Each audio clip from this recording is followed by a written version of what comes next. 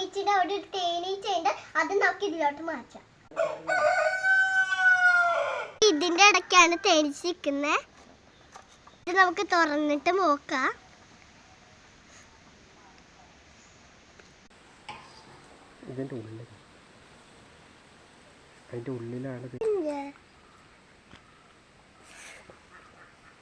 നമുക്കിത് അവിടെ വെക്കാം. അപ്പൊ ഈ ഹോളിലെ തേനീച്ചകളൊക്കെ കേറും.